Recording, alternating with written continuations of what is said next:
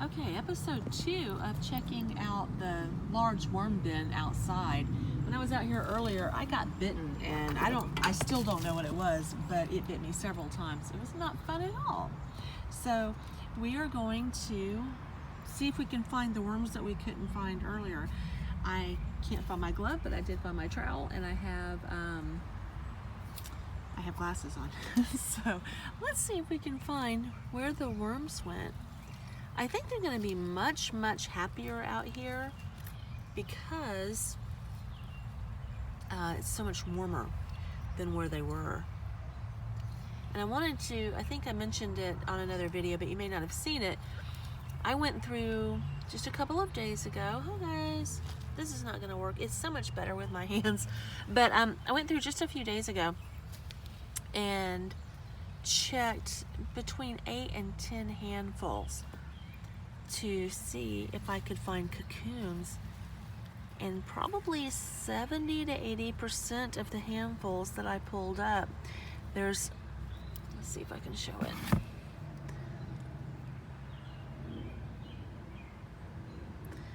Because I also have, yeah, that's a seed thing.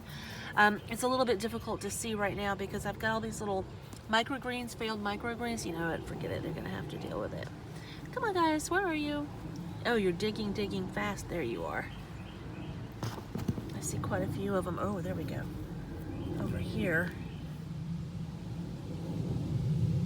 There and there. And there and there. Are you under here?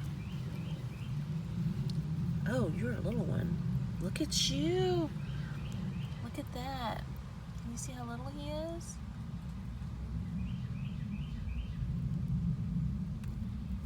We have a few whips.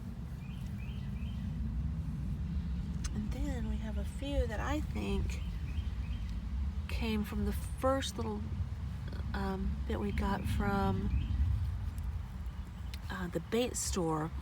And they don't really so much look like red wigglers to me.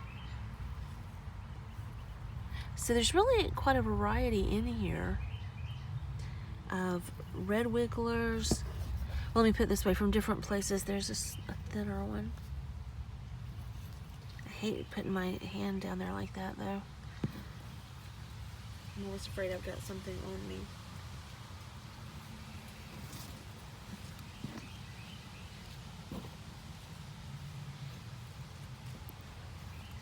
But they're everywhere, and it's hard to tell. Oh, there's a whole lot of them. Because I have not been feeding, that's one from the first group. And he's a big fat boy, and I don't think he's a red wiggler. I could be wrong, maybe they get that big, but none of I only have 3 or 4 that are that size. And I think because the red wigglers look more, yeah, that's one. The great big fat one is one from the first group. And the rest of these over here, big fat one, big fat one. Brush him off just a little bit.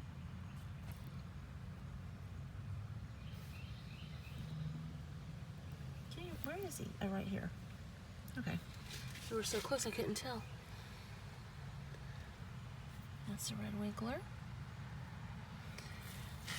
But because I have not fed in just one place, they're everywhere. And I was the only reason I fed them today was because I knew I was moving them outside and I wanted them to be happy as they acclimated. And it is definitely. By the way, this is dog fur. And there are usually several on it. It may be a little bit dry. I'm going to have to add some moisture. Oh, sorry about that. It may be a little dry. I may have to add some moisture. Because usually when I pull out any that kind of chunk of fur or hair, they're everywhere. Hello guys. It's so funny. I love watching them. They're running right now from the sun. They're not familiar with that. I've kept them. I had a light in the studio, which is where I was keeping them until now. but they had I always kept the big cardboard on top, and a lot of these pieces you see are larger pieces that have broken down. Oh goodness.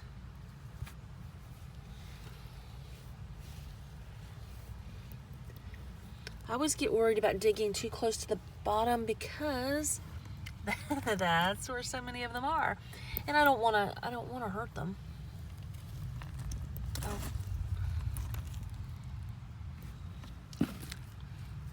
See if I can be very, very careful and lift. I gotta tell you, if they didn't have a lid on them, I would start to wonder where they all are, because they're not usually this spread out. It could be because I mixed up their bedding earlier, and they probably don't appreciate that very much. Let's see if we can. I think I am far more interested in watching what they're doing than anyone else is. But, so let me just recap. The bite, I think, was a spider. The big worm bin has been moved outside. I'm not going to feed for quite some time. There's tons and tons of matter breaking down. If they get hungry enough, they'll eat the decomposing cardboard. There are food scraps in here, but not too many. I was pretty careful about that. There's some chopped up leaf matter from the yard that appears to have broken down, because I don't see it anywhere. But you can bet in all of there's plenty, because, oh goodness. Hello everybody.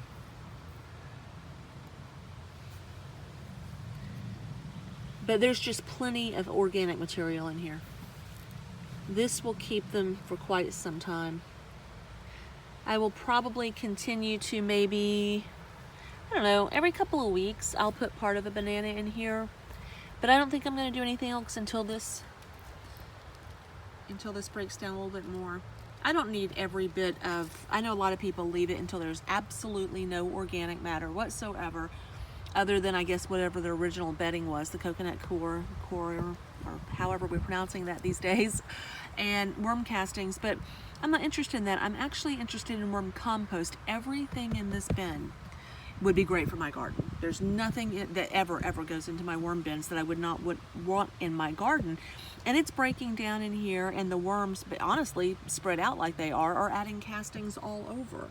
So this is going to be good for my plants. Again, I would sift out the larger pieces. But other than that, this is going to be good for, oh, by the way, this is coffee filters, which I probably need to, break it up a little bit. There's usually a worm or two in it. Probably there's not, because it was too bunched up. But anyway, big pieces like that are easy to get out.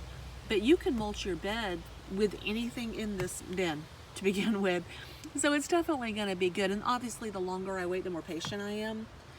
The more castings will be in here, the better it will be. But I could take this out right now and be just fine. As a matter of fact, if you look over here,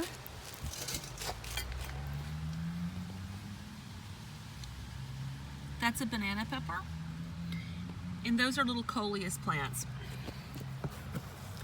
And the sprouts have been in here for a significant amount of time. I put them in here because I thought they were all dead